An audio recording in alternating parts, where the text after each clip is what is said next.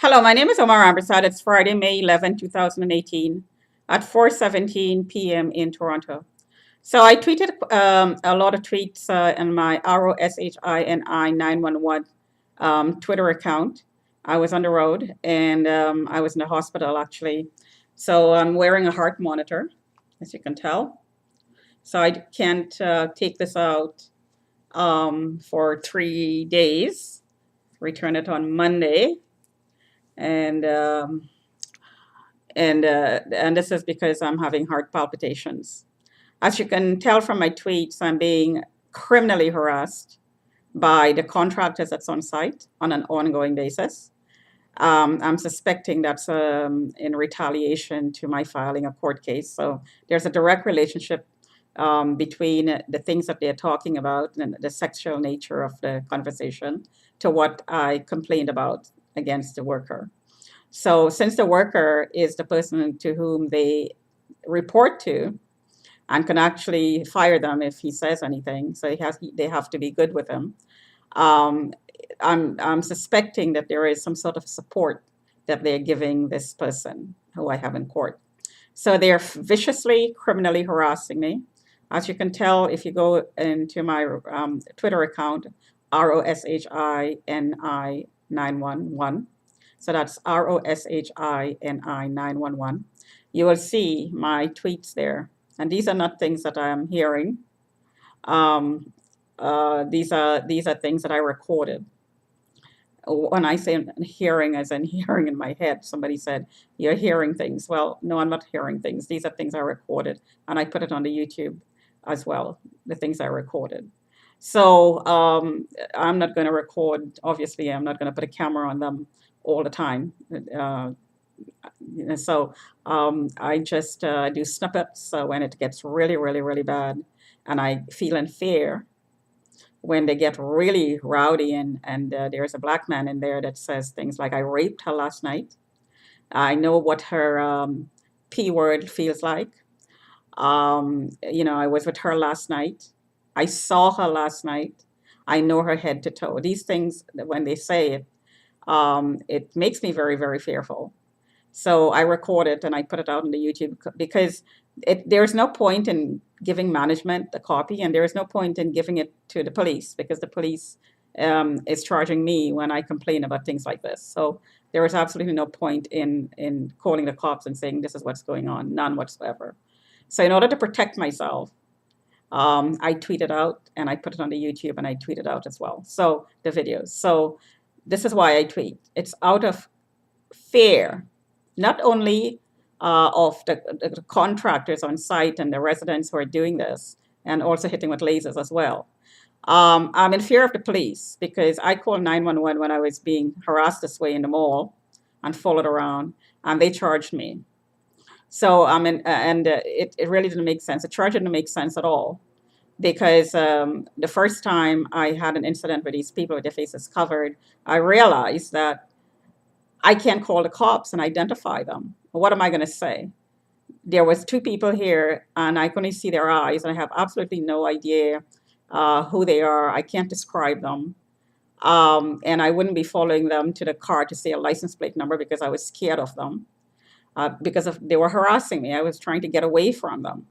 So it didn't make the charge itself did not make any sense at all, none whatsoever.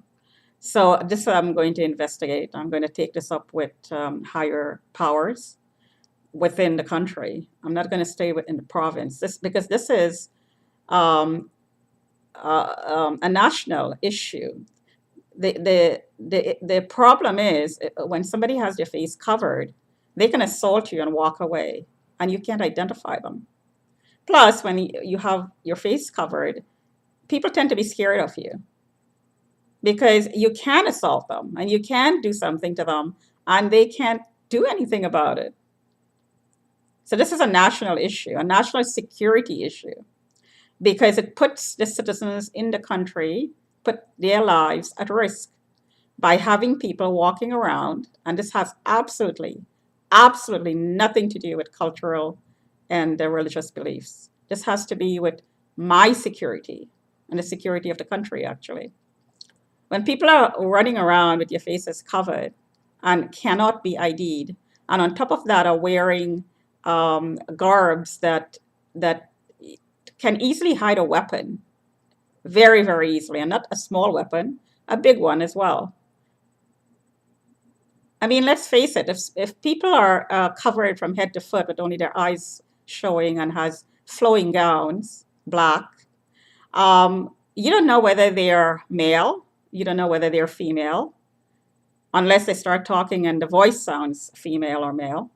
Um, Purely by the eyes, you have no way to judge, no way to know whether male, female. You have no physical clues. The clues that you get, that you pick up when you look at the person and you judge, is the person a dangerous person? Body language, facial expression. These things are not there.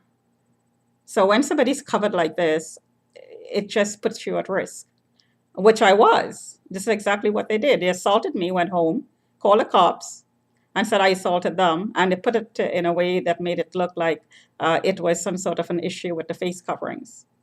Well, there is an issue with the face coverings. I can't ID somebody who came and assaulted me and walked away. That was the issue. That is the issue, I should say. So anyway, I'm going to take this up on a national level because it has to be. But on this scale right here, in this on this level here, right in this building, I am being harassed as a prostitute, mentally ill prostitute, and I do believe that there are some policemen, infiltrated policemen, who are taking part in flagging me, so I could be targeted and harassed this way, and yet denying the fact, even though I'm complaining over and over again that I am being harassed, by telling me that I'm mentally ill, when obviously I'm not, and the harassment is continuing because there is a flagging going on, and there is submissions to a magistrate asking for mental evaluation. So that information is in the public arena. Somebody's saying I'm suicidal. Well, if I was suicidal, would I be wearing this to find out what's wrong with me? Obviously not. I tweet the things I eat. If I'm suicidal, would I be looking after myself so well that I'm controlling a lot of things in my body naturally, rather than taking pills, tablets?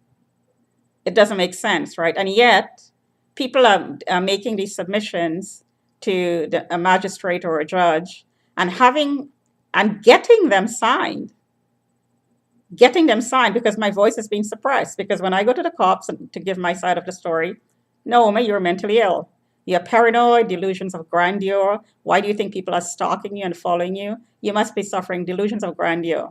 15 years of being stalked, and 15 minutes after talking to me inside my home, a cop says to me, "You're, delusions of grandeur," when I said gang stalking. This is a cover-up. It's a cover-up. And so this is giving a cover for the remote prostitution. Like the black man said outside the window, I gerbiled that today. We gerbil it all over. And right now, there is a groping effect on the left breast. And the left breast, because the left side of the body seemed to be targeted. Somehow, maybe the computer is set up in a way that the left side of the body is targeted. And maybe because that's where your heart is. So the groping between the legs and the breast. And also, I had this experience when I was in Trinidad 10 years ago. I had this experience when I was visiting the slums out in South Trinidad. And I was staying with a relative and during the night, and I was harassed exactly the same way as I'm being harassed outside the window by a relative, quote unquote, a relative that was extended further in line. I didn't know the boy, a cousin of a cousin or something like that. And I was also hit between the legs with this technology. So I'm being globally monitored, I heard. So it makes sense that the trafficking is on a global scale. The gerbiling and the sexual molestation with these technologies is on a global scale. It happened also to me in Florida. It happened in Morocco. It happened in Spain. So I was stalked physically, clearly, and the stalkers didn't try to hide the fact that they were stalking me. So this is global. This is global. So this is something that that is going to play out in a courtroom, because there is no way that you're going to get me to turn violent. I will vent, however, because when somebody is dribbling you between the legs, that's rape. And if I have to scream because I'm being raped, then I will scream because I'm being raped. However, there is no depression, there is no mental illness, there is no anger towards any single person, because I really believe that everybody is being hit this way. I really do believe that. I believe that the traffickers are making a hell of a lot of money doing this. And the more people being assaulted this way and being set up to be assaulted this way via satellite, the more money they make, basically. So there's no point in being angry at one particular person and taking out your anger in any one single group. This has to be dealt with on a higher level. It has to be dealt on the level on which it is being allowed to happen. Now, obviously, I don't think my government is doing this, but there are infiltrated people in the government that is allowing it to continue, that is not investigating it, that's covering it up. And this has to be dealt with. So, again, no suicidal tendencies, no mental illness, no signs of aggression other than getting angry because somebody's hitting me between my legs. I'm sure men will feel the same way if they get hit in their penises.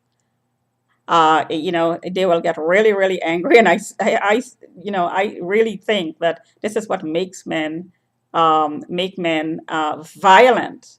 This is what makes some of these people take a gun and kill people, especially men, because men, have higher testosterone level, and they're quicker to violence than women are.